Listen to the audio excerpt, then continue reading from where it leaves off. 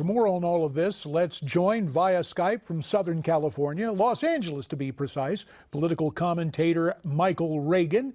Michael, of course, the author of the book Lessons My Father Taught Me, The Strength, Integrity, and Faith of Ronald Reagan. As always, you can find and follow Michael on Twitter at Reagan World. And tonight, via telephone from New York, the former lieutenant governor of the Empire State and health policy expert, Besty McCaughey.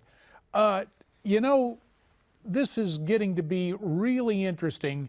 Hillary today shrugging off health concerns before her rally in Tampa. Let's look and listen. Congresswoman Marcia Fudge for hosting us.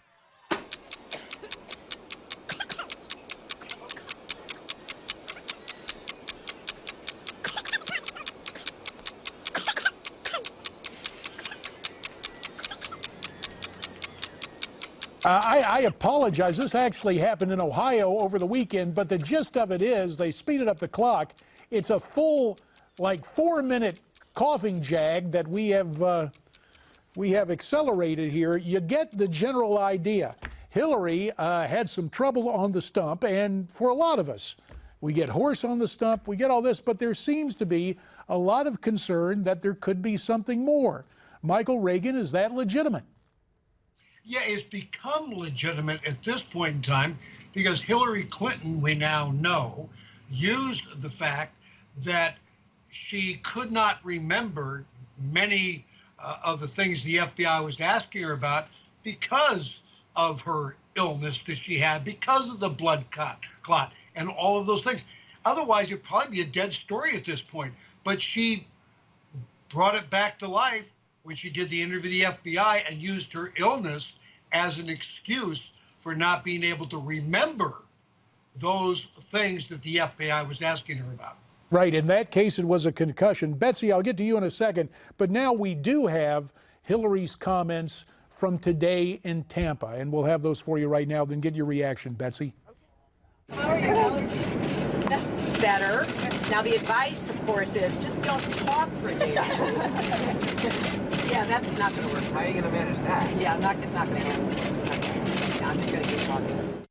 Gee, somehow that doesn't sound like the press corps with a certain candidate named Reagan back in 1980. That was aboard the plane en route to Tampa, and it was all kind of a little gab fest.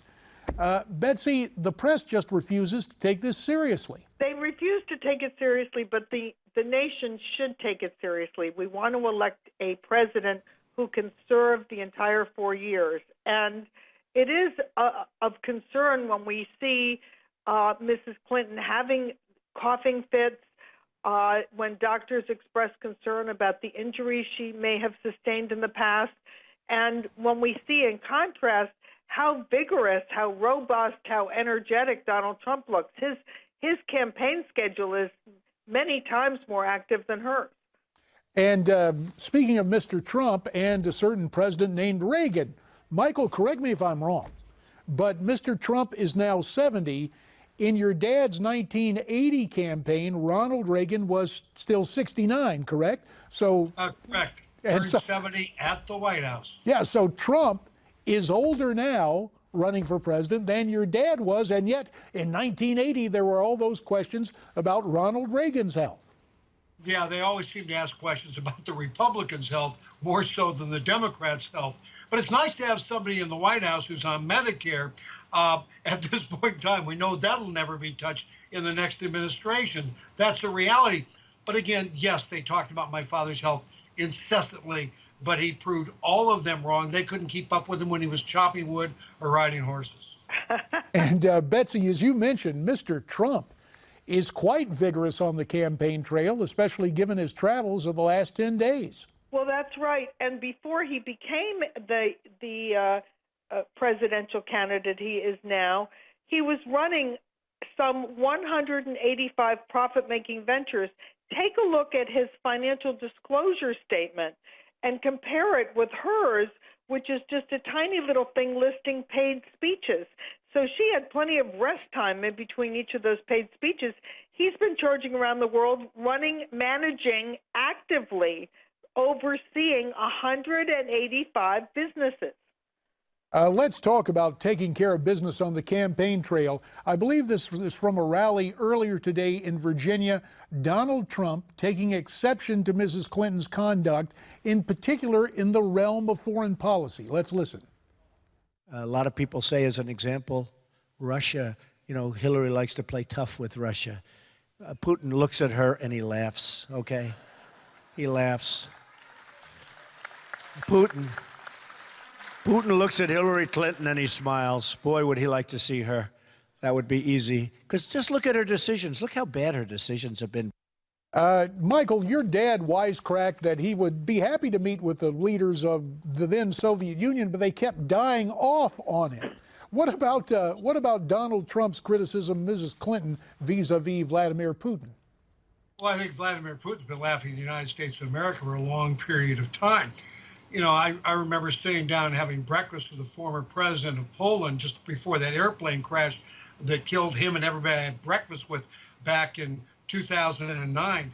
And the first question he asked me, he says, "Why did your president take away our missile defense system?" And I looked at him, I said, "Well, I'm not the person to ask. You should probably ask Vladimir Putin." And he nodded with me and agreed that's probably the reason it was taken away. Vladimir Putin is having his way with the United States of America, and because of that, he's having his way with the rest of the world. And it appears now that the voters, of course, get their way in November. But Betsy, some good news for Mr. Trump in the latest CNN ORC poll. Trump now 2 points ahead of Hillary Clinton, 45 to 43%.